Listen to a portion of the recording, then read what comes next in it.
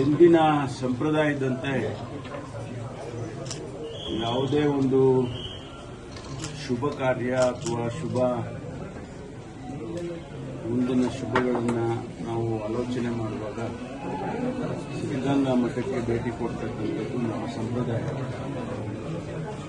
ಇವತ್ತು ನಾನು ರಾಜ್ಯದ ಉಪಮುಖ್ಯಮಂತ್ರಿಯಾಗಿ ಅಧಿಕಾರ ಸ್ವೀಕಾರ ಮಾಡಿದ ಮೇಲೆ ಮೊದಲನೇ ಬಾರಿ ತುಮಕೂರಿಗೆ ಬರ್ತಾ ಇದ್ದೆ. ಆ ಸಂದರ್ಭದಲ್ಲಿ ಶ್ರೀಮಠಕ್ಕೆ ಭೇಟಿ ಕೊಟ್ಟು ಪೂಜ್ಯ ಸ್ವಾಮೀಜಿಯವರನ್ನು ಅವರ ಆಶೀರ್ವಾದವನ್ನು ಪಡ್ಕೊಂಡು ಗದ್ದಿಗೆಗೆ ಪರಮ ಪೂಜ್ಯ ಶ್ರೀ ಶಿವಕುಮಾರ ಸ್ವಾಮೀಜಿಯವರ ಗದ್ದಿಗೆಗೂ ಕೂಡ ಭೇಟಿ ಕೊಟ್ಟು ಅವರ ಆಶೀರ್ವಾದವನ್ನು ಪಡ್ಕೊಳ್ತಕ್ಕಂಥ ಎಲ್ಲರಿಗೂ ಸಿಗ್ತಕ್ಕಂಥ ಅವಕಾಶ. ಯಾಕೆಂದರೆ ಬೇರೆ ಬೇರೆ ಊರುಗಳಲ್ಲಿ ಅಥವಾ ಜಿಲ್ಲೆಗಳಲ್ಲಿ ಇಂಥ ಅವಕಾಶ ಸಿಗೋದಿಲ್ಲ.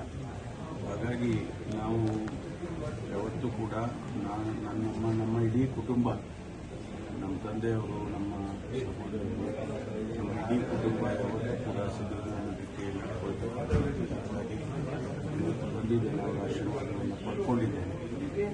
ಮುಂದಿನ ದಿನಗಳಲ್ಲಿ ರಾಜ್ಯದ ಈ ಹೊಸ ಇಲಾಖೆ ನನಗೆ ಸಿಕ್ಕಿರ್ತಕ್ಕಂಥ ಕಂದಾಯ ಇಲಾಖೆಯಲ್ಲಿ ಕೆಲಸ ಮಾಡುವಾಗ ಇದರ ಆಶೀರ್ವಾದ ಅಗತ್ಯ ಅಂತ ಹೇಳಿ ನಾನು ಭೇಟಿ ಕೊಟ್ಟಿದ್ದೇನೆ. ಇವತ್ತು ಮಾನ್ಯ ಮುಖ್ಯಮಂತ್ರಿಗಳು ಮಾನ್ಯ ಡಿ ಕೆ ಶಿವಕುಮಾರ್ ಅವರು ಅಧಿಕಾರ ಸ್ವೀಕಾರ ಮಾಡಿ ಬಹುಶಃ 4 ದಿವಸ ಆಗಿದೆ. ಅನೇಕ ಭರವಸೆಗಳ ಮಾತುಗಳನ್ನು ಕೂಡ ಅವರದೇ ಆದಂಥ ರೀತಿಯಲ್ಲಿ ಅನುಷ್ಠಾನ ಮಾಡೋದಕ್ಕೆ ಅವರು ಈಗಾಗಲೇ ಒಂದು ನೀಲಿ ನಕ್ಷೆಯನ್ನು ಮಾಡಿಕೊಂಡಿದ್ದಾರೆ. ಆ ಹಿನ್ನೆಲೆಯಲ್ಲಿ ರಾಜ್ಯದ ಜನತೆಗೆ ಒಂದು ಒಳ್ಳೆಯ ಆಡಳಿತವನ್ನು ಕೊಡಬೇಕು ಅಂತ ಹೇಳಿ ಅವರು ಕೂಡ ಇವತ್ತು ಈಗಾಗಲೇ ಹೇಳಿಕೆಗಳನ್ನು ಕೊಟ್ಟಿದ್ದಾರೆ. ಅವರ ಜೊತೆಯಲ್ಲಿ ನಾವೆಲ್ಲರೂ ಕೂಡ ಸೇರಿ ರಾಜ್ಯದ ಅನೇಕ ಅಭಿವೃದ್ಧಿ ಕಾರ್ಯಕ್ರಮಗಳು ಇನ್ನೂ ತ್ವರಿತಗತಿಯಲ್ಲಿ ಆಗಬೇಕು. ವಿಶೇಷವಾಗಿ ನಮ್ಮ ಜಿಲ್ಲೆಯಲ್ಲಿ ಅನೇಕ ಜ್ವಲಂತ ಸಮಸ್ಯೆಗಳಿದ್ದಾವೆ. ಕುಡಿಯುವ ನೀರಿನ ಸಮಸ್ಯೆ ಮತ್ತು ನೀರಾವರಿ ಆಗ್ತಕ್ಕಂಥ ಸಮಸ್ಯೆ, ಇವೆಲ್ಲವನ್ನು ಕೂಡ ಆದಷ್ಟು ಇದ್ದಕ್ಕಂಥ ಈ ಸಮಯದಲ್ಲಿ ನಾವು ಬಗೆಹರಿಸ್ತಕ್ಕಂಥ ಪ್ರಯತ್ನವನ್ನು ನಾವು ಮಾಡ್ತೇವೆ ಅಂತ ಹೇಳಿ ಈ ಸಂದರ್ಭದಲ್ಲಿ ಹೇಳ್ತೀವಿ.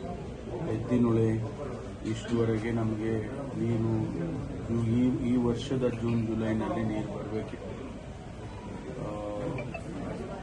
ಏನು ಅರಣ್ಯ ಇಲಾಖೆಯ ಸಮಸ್ಯೆಯಿಂದ ಒಂದಿಷ್ಟು ತೊಂದರೆ ಆಗಿದೆ. ಅದನ್ನು ಬಗೆಹರಿಸಿ ಆದಷ್ಟು ಶೀಘ್ರವಾಗಿ ನೀಡ್ತಕ್ಕಂಥ ಪ್ರಯತ್ನವನ್ನು ಮಾಡ್ತೀವಿ. ಕೇಂದ್ರ ಸರ್ಕಾರ ನಮಗೆ ಅನುಮತಿಯನ್ನು ಕೊಡಬೇಕು.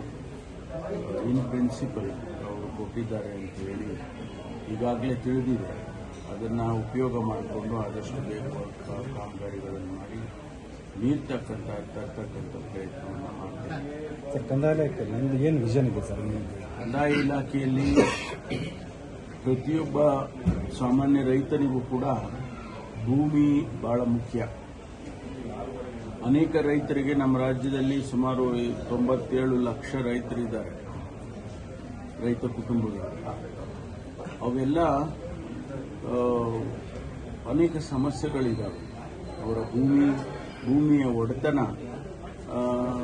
ಇನ್ನೂ ಕೂಡ ಅವರಿಗೆ ನನ್ನದೇ ಭೂಮಿ ಅಂತ ಹಕ್ಕನ್ನು ಕೊಡ್ತಕ್ಕಂಥದ್ದು ಬಹಳಷ್ಟು ಕಡೆ ತೊಂದರೆಗಳಾಗಿದ್ದಾವೆ.